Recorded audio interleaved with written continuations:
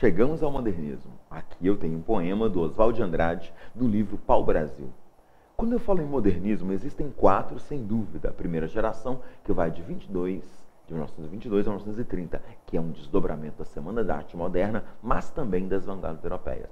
A segunda geração, inacreditavelmente, poderia ser até chamada de conservadora, porque voltam ideias do simbolismo, voltam ideias do realismo e do naturalismo, neossimbolista, neonaturalista, neorrealista. A terceira geração tem uma preocupação com a forma na poesia de alguns autores que até toca o parnasianismo, inacreditavelmente. A terceira geração na poesia, em alguns autores, poderia ser chamada de neoparnasiana. A quarta geração tem um caráter que de volta à primeira geração. Pense no tropicalismo, tá? E o tropicalismo, aquela ideia de mistura cultural, tá? Do tropicalismo, é um desdobramento da poesia que Pau-Brasil e da antropofagia oswaldianas. A primeira geração é a que rompeu com tudo, tá? Quebrou o pau. Futurista, sem dúvida, porque, em tese, nega o que houve antes, tá? Rompe com a poesia tradicional, notadamente parnasiana e romântica. É só ler um poema como Poética, do Manuel Bandeira, que dá para ver que é antirromântico também. Tá? E, notadamente, parnasianismo e romantismo, mas rompe com tudo que veio antes. Pego aqui um poema, depois de ler tantos sonetos, eu tenho um poema com uma estrofe só. É um poema que estranhamente rima. Elevador e amor. É estranho. Oferta. Quando eu falo em oferta, tá, pode-se até pensar em um anúncio classificado. Então é um poema que tem uma forma moderna, porque não tem métrica. Porque tem uma estrofe apenas e tem um diálogo com a publicidade. Por que oferta? Quem sabe se algum dia traria o elevador até aqui o teu amor? Que louco, o cidadão está meio que sonhando. O elevador vai levar, traz aqui o meu amor. É muito estranho o poema. Tá? Na verdade, é lirismo amoroso. Tá? Até porque fala de amor. O cidadão deseja o amor que chegue até ele lá. Tá? Só tem que o amor vai ser levado pelo elevador. É um poema que tem um caráter futurista, porque é uma mistura inacreditavelmente do aspecto lírico e poético de um aspecto da modernidade da máquina. Pode ter certeza. Toda vez que tiver máquina, primeira geração do modernismo brasileiro, década de 1920. Toda vez que tiver máquina, modernidade, tem algum caráter futurista. Então, um poema aqui de 6 versos, um poema, tá? Não é outra espécie, que faz até uma rima aqui, amor, tá? Elevador, dia, pode rimar com traria, tá? Muito bem. E não há métrica, e é uma mistura de um elemento prosaico e cotidiano com um elemento elevado, um elemento da poesia tradicional, tá? Da poesia pura, dita pura, que é amor. Muito bom poema, totalmente moderno, totalmente primeira geração, pelo que acabamos de falar. Questão do Enem. O poema Oferta, de Oswald de Andrade, apresenta em sua estrutura e temática uma relação evidente com o aspecto da modernização da sociedade. É o elevador e a propaganda. Trata-se de quê? Da recusa crítica em inserir no texto poético elementos advindos do discurso publicitário. Há um elemento publicitário. Oferta. Sei lá, San Marino é R$1 podre. Desculpa aqui. Tá? E é uma oferta, essa é a ideia. Não há uma recusa, há uma adesão ao discurso publicitário. Isso vai acontecer também na quarta geração. Absurdamente, né? Tem uma geração chamada de poesia marginal que faz isso aqui, ó.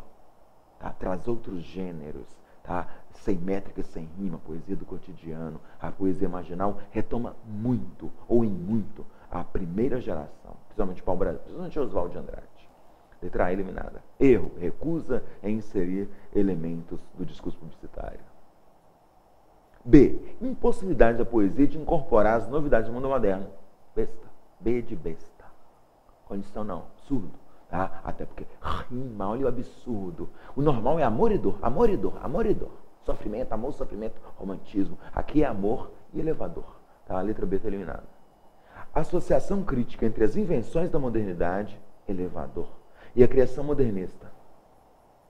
Entre o lirismo amoroso, amor, e a automatização das ações. Futurista, a letra C é fenomenal. Olha que louco, o elevador vai trazer o amor para o cidadão. Muito louco, muito legal. Letra C, sem dúvida. A ausência de lirismo amoroso no poema, ou amor. Quem sabe se algum dia traria até aqui o elevador, o teu amor. É amoroso, absurdo. A adesão do eu lírico ao mundo mecanizado, sem dúvida, a modernidade. Justificado pela certeza de que as facilidades tecnológicas favorecem o contato humano. Olha que genial a prova do Enem. Certeza. E o poema começa com uma estrutura de modelização de quase asseveração. Traduz, Manuel, sem dúvida. Quem sabe da ideia de dúvida? É óbvio que é questão de literatura, tá? Mas você precisa ainda entender dos mecanismos de articulação textual. Tá? A letra C é genial. Nós marcamos. A questão é muito boa, uma das melhores questões que eu já vi do Enem. Tá? Adiante. Aqui eu tenho um fragmento de um romance da Clarice Lispector. Terceira geração do modernismo, também chamado de geração de 45, tem dois dos maiores escritores de toda a história da literatura brasileira, Clarice Lispector e Guimarães Rosa. Mas tem gênios, como Mariano Suassuna. Mariano Suassuna é gênio, é fenomenal. Tá? Valeu Alta Compadecida, tá? Valeu os outros livros, valeu A Pedra do Reino. E venha cá que há poetas como João Cabral de Melo Neto. A terceira geração tem uma preocupação muito grande com a forma. Veja que Guimarães Rosa mistura umas linguagens assim, antiga com moderna, que não existe.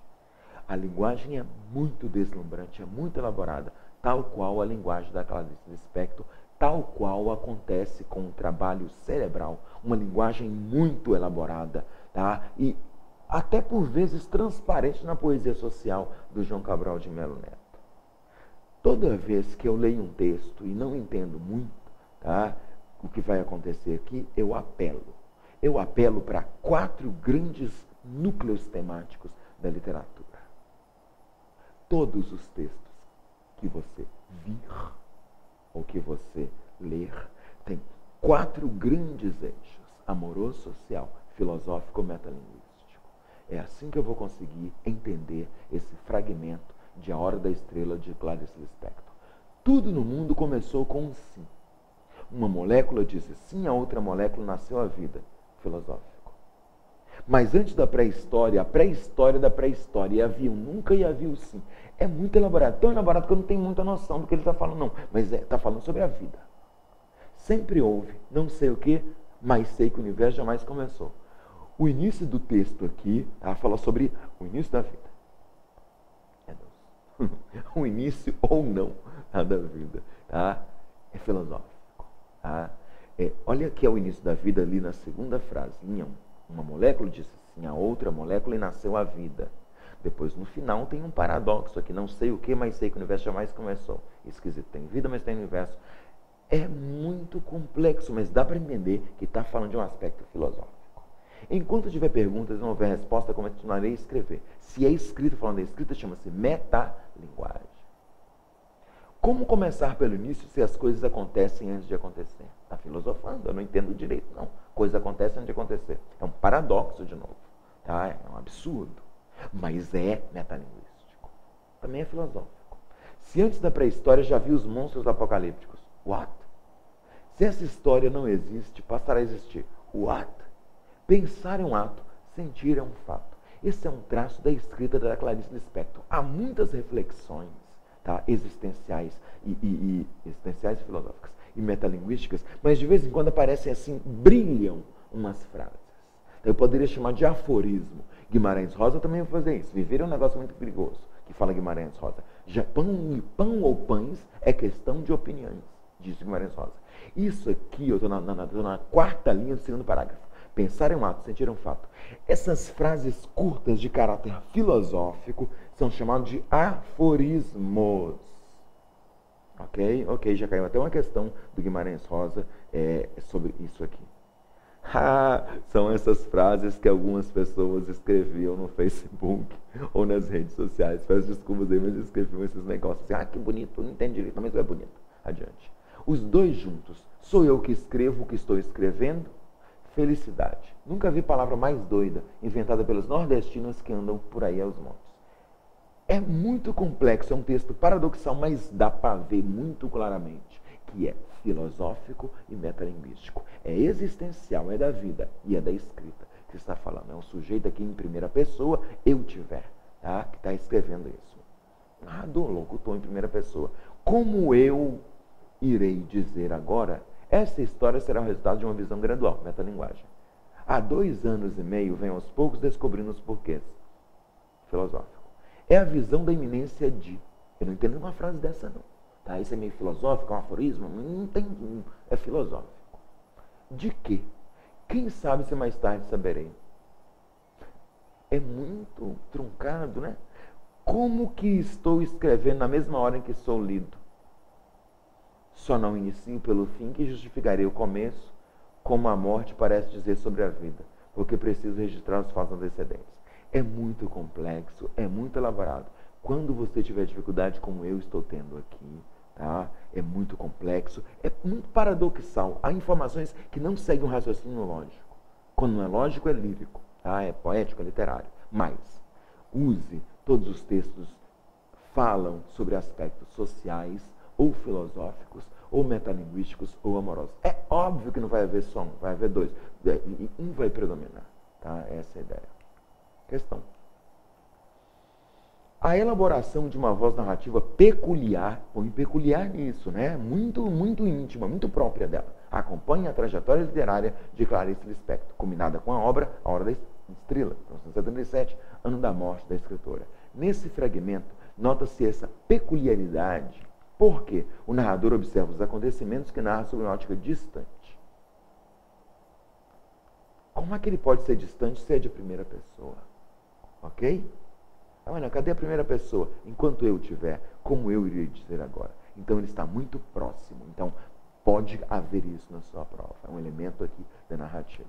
É um narrador protagonista. Ok? Um narrador que se põe dentro da história. Tá? Em primeira pessoa e está muito próximo. A letra A é absurdo.